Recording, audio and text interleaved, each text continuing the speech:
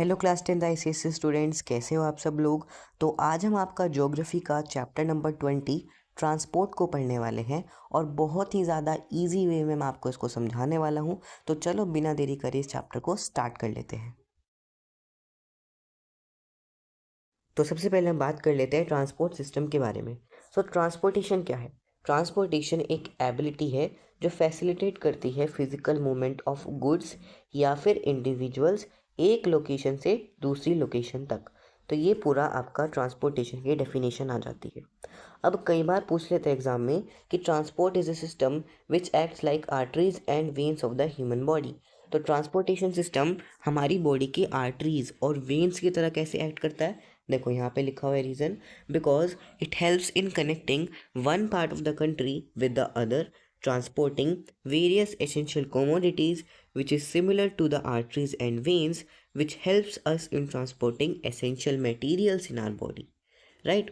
तो ये सारा पीडीएफ मैं आपको प्रोवाइड कर दूंगा डिस्क्रिप्शन बॉक्स में, तो आप वहाँ पर जाके इसको डाउनलोड कर सकते हो।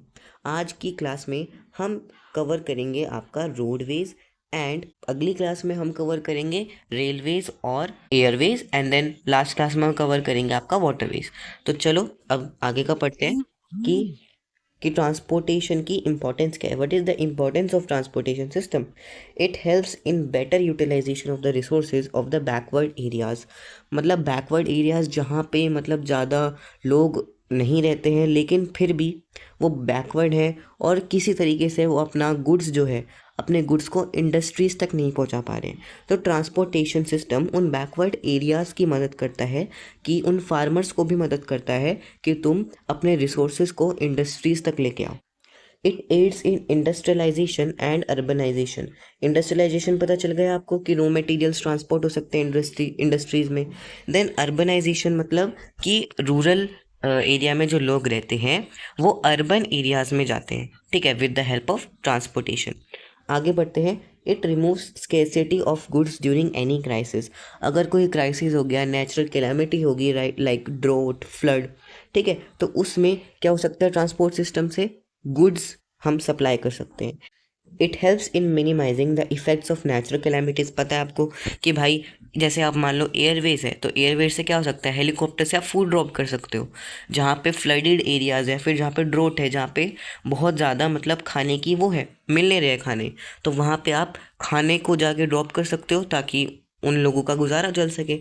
तो नेचुरल कैलामिटीज़ में भी हेल्प करता है और लोगों में होमोजीनिटी लाता है और नेशनल इंटीग्रेशन को भी बनाए रखता है, ठीक है। आगे बात करते हैं रोडवेज की। तो इस वीडियो में हम कवर करने वाले थे रोडवेज आपका, तो चलो रोडवेज को स्टार्ट कर लेते हैं। सबसे पहले बात आती है कि रोड क्या होता है। तो रोड एक long piece of hard ground है which is built between two places so that people can drive और ride easily from one place to another. तो ये आपकी रोड की डेफिनेशन हो गई।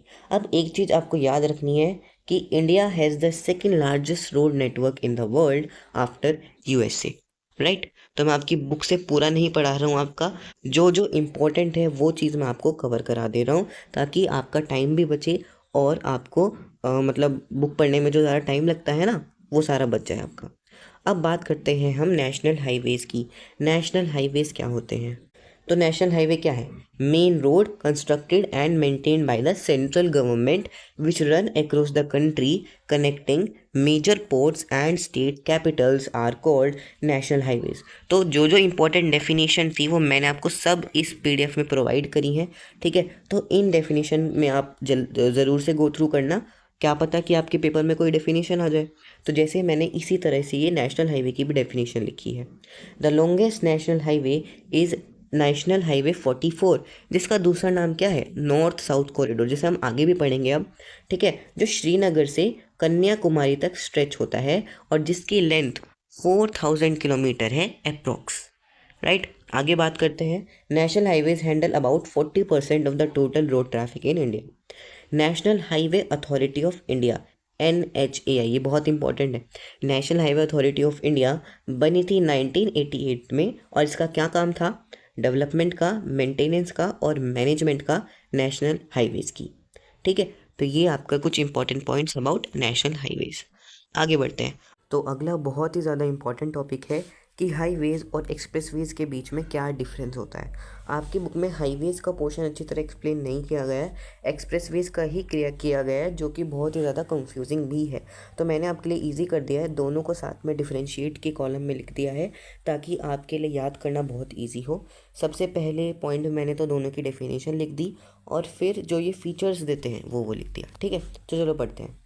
A highway is a major public road designed for fast and efficient travel connecting distant towns and cities। ठीक है, तो ये हाईवे की डेफिनेशन हो गई।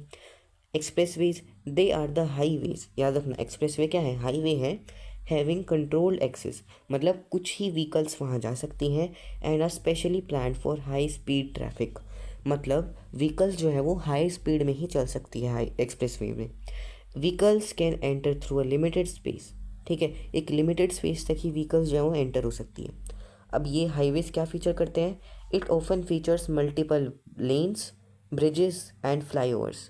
ठीक है, अब यहाँ पे एक्सप्रेसवे क्या फीचर करते हैं, access ramps, lane dividers and CCTV cameras. ठीक है, तो मैंने आपको कहा है कि डिस्क्रिप्शन में जाके आप इसको अच्छी तरह अपनी कॉपी में नोट वगैरह कर लो और अच्छी तरह याद कर लो। ठीक है, आगे बढ़ते हैं। अब हमारे सिलेबस में कुछ प्रोजेक्ट्स जो कि national highway authority of India ने अंडरटेक करे हैं। ठीक है, तो सबसे पहला प्रोजेक्ट है गोल्डन क्वाड्रिलेटरल। तो गोल्डन क्वाड्रिलेटरल एक लार्जेस्ट एक्सप्रेस हाईवे प्रोजेक्ट है इंडिया में, जो इंडिया की 4 लार्जेस्ट मेट्रोपॉलिटन सिटीज़ जो कि हैं दिल्ली, मुंबई, चेन्नई और कोलकाता, इन चारों को कनेक्ट करता है। देखो मैं आपको दिखाता हूँ, देखो दिस इज़ गोल्डन क्वाड्रिलेटरल। अब देखो यहाँ पे क्या है, दिल्ली को कनेक्ट कर रहा है मुंबई से, मुंबई को चेन्नई से और चेन्नई को कोलकाता से। और ये जो शेप देख रहे हो ना, ये बिल्कुल एक क्वाड्रिलेटरल की शेप की तरह ही है, इसलिए हम इसे गोल्डन क्वाड्रिलेटरल कहते हैं। ठीक है, तो ये है आपका गोल्डन क्वाड्रिलेटरल। आगे बढ़ते हैं। अब एक और प्रोजेक्ट है आपके सिलेबस में, north south and east west corridor. North south corridor तो आपने पढ़ ही लिया, जो कि इंडिया का लॉन्गेस्ट नेशनल हाईवे है, पढ़ लिया आपने, 4000 किलोमीटर अप्रोक्स इसकी लेंथ थी, है ना, 4000 किलोमीटर पढ़ लिया। तो अब ईस्ट वेस्ट कॉरिडोर क्या है, देखो पढ़ते हैं। The north south east west corridor is the largest highway project in India. It consist of 4 to 6 lane expressways which connect Srinagar to Kanyakumari. देखो हमने पढ़ लिया श्रीनगर से कन्याकुमारी तक 4000 किलोमीटर। एंड जो आपका ईस्ट वेस्ट कॉरिडोर है वो इंडिया के ईस्ट में से सिलचार और वेस्ट में से पोरबंदर जो गुजरात में है उन्हें कनेक्ट करता है, और ये 3300 किलोमीटर का है। झांसी जो है वो इसके जंक्शन में है। देखो मैं दिखाता हूँ आपको, देखो ये रहा north south east west corridor. देखो यहाँ पे बीच में जो है ना, ये जो बीच में है ये क्या है, Jhansi, it is Jhansi, right. तो श्रीनगर से कन्याकुमारी और पोरबंदर से सिलचार, तो ये क्या है आपका north south east west corridor.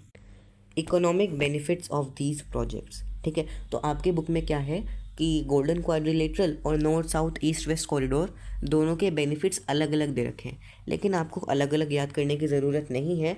अगर किसी का भी बेनिफिट आए एग्ज़ाम में तो इन चारों में से कुछ भी आप लिख सकते हो, कुछ भी लिख लो। ठीक है, 2 पूछे 2 लिख लो, 3 पूछे 3 लिख लो। ठीक है, मैक्सिमम 3 ही पूछ सकता है।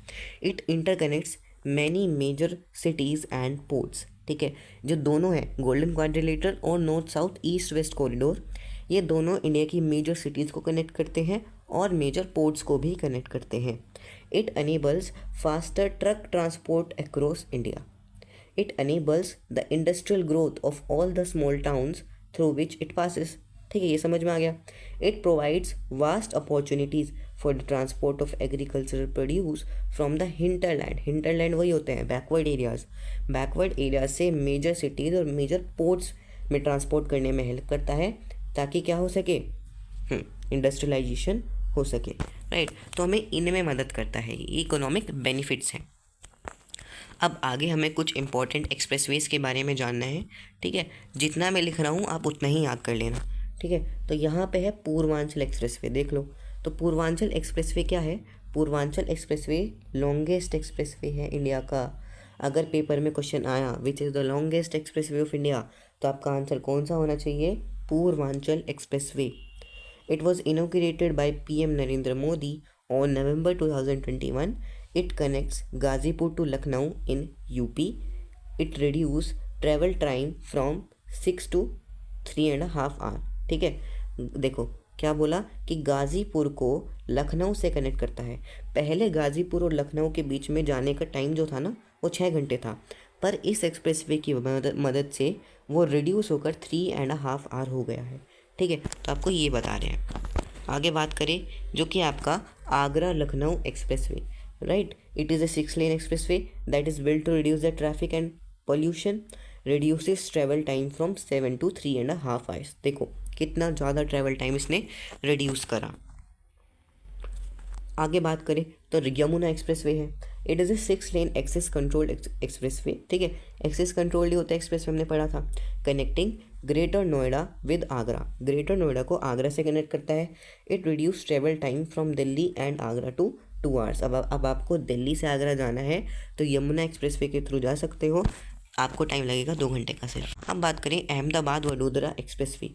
ठीक है, तो याद रखना बहुत इंपॉर्टेंट है, ये इंडिया का फर्स्ट एक्सप्रेसवे है जो 2001 में ओपन हुआ था। हमने अभी तक 2 पढ़े हैं कि इंडिया का सबसे लार्जेस्ट एक्सप्रेसवे कौन सा है। क्या आंसर होगा? पूर्वांचल एक्सप्रेसवे। अब इंडिया का फर्स्ट एक्सप्रेसवे कौन सा है? Ahmedabad Vadodara expressway, right. It cut a journey to less than 1 hour। Okay, आगे बढ़ते हैं। Delhi Gurgaon expressway reduce the travel time between Delhi and Gurgaon from 1 hour to 20 minutes. Mumbai Pune Expressway, it has reduced the travel time from 4 to 5 hours to 2 to 3 hours. Bengaluru Mysore Infrastructure Corridor, it is a 4 to 6 lane 111 kilometer expressway in Karnataka which connects Mysore with Bengaluru। ठीक है, तो ये आपके कुछ important expressways थे। आगे अगर हम बात करें स्टेट हाईवेज़ की, तो अगर पेपर में क्वेश्चन आया कि differentiate between national highway and state highway, तो नेशनल हाईवे के तो मैंने आपको डेफिनेशन और पॉइंट्स बता दिए। अब यहाँ पे स्टेट हाईवे की डेफिनेशन क्या है? A state highway is a major road system within a state. Within a state is very important word. Managed by the state government, connecting major cities, district headquarters, tourist centres and minor ports. अब national highway को तो national highway authority of India control करती थी, और state highway को manage और control करती है public works department, PWD, public works department, right. ये आपको याद रखना है। आगे बात करें डिस्ट्रिक्ट रोड की और रूरल रोड्स की, तो डिस्ट्रिक्ट रोड क्या है? They are the important roads within a district connecting small towns and areas of production with markets, right. अब अगर हम बात करें रूरल रोड्स की, rural roads are the local and non urban roads connecting villages, farms and small settlements with each other. याद रखना है, they constitute about 80% of the total road network in India. अब अगर आपसे पूछे कि रूरल रोड्स को कंट्रोल कौन करता है? प्रधानमंत्री ग्राम सड़क योजना। जैसे national highway authority of India था, PWD था, वैसे क्या है? प्रधानमंत्री ग्राम सड़क योजना। अब आ गया आपका border roads. These are the roads built along a country's international boundaries, crucial for national safety and military deployment। ठीक है, अब the border road organisation BRO, ठीक है, याद रखना है। जैसे आपने PWD याद करा था, NHAI याद करा था, प्रधानमंत्री ग्राम सड़क योजना याद करा था, वैसे ही आपको याद करना है ब्रो, जो कि है द बॉर्डर रोड ऑर्गेनाइजेशन, जो सेटअप हुआ था 1960 में for improving the roads along the northern and north eastern boundary of India. BRO constructed the world's highest road from Manali Himachal Pradesh to Leh in Ladakh at an average altitude of 4270 metres. अब आपके chapter के last phase में आ गए हम, chapter नहीं sorry roadways की, कि roadways के एडवांटेजेस क्या हैं और डिसएडवांटेजेस क्या हैं। तो एडवांटेजेस की बात कर लेते हैं। Roads offer door to door service. आपको पता है कि आपके घर के बाहर निकलते ही आपके घर के बाहर भी एक रोड है, ठीक है, तो door to door service provide करते हैं। Construction cost of roads is much lower than railway line, ठीक है। अब कंपैरिजन हो रहा है रेलवेज से, तो रोड्स को कंस्ट्रक्ट करने का कॉस्ट रेलवेज़ को कंस्ट्रक्ट करने की कॉस्ट से कम होता है, तो ये इसका एडवांटेज है। It can be constructed even in the areas of difficult and challenging terrain. Terrain मतलब हिली एरियाज़ जो होते हैं, ठीक है। तो हिली एरियाज़ में क्या होता है, रोड आसानी से कंस्ट्रक्ट कर सकते हो जहाँ पे रेलवे लाइंस कंस्ट्रक्ट नहीं होती, तो इसका एक ये एडवांटेज है ओवर रेलवेज़। अब आखिरी आपका रोडवेज़ का क्या है कि डिसएडवांटेजेस क्या है इसके। Many roads are unsurfaced and therefore not suitable for regular vehicular traffic. ठीक है, आपके पास में भी कुछ रोड्स होंगे जो कि अनसरफेस्ड होंगे, ठीक है, तो वो रेगुलर व्हीकल्स के ट्रैफिक को होल्ड करना उनके लिए थोड़ा मुश्किल है। If the roads are not maintain properly accidents can be caused. ठीक है, आप सबको पता है कि रोड्स में बहुत ज़्यादा एक्सीडेंट होता है क्योंकि प्रॉपरली मेंटेन नहीं रखते हैं। Due to multiple vehicles traffic jam can be there.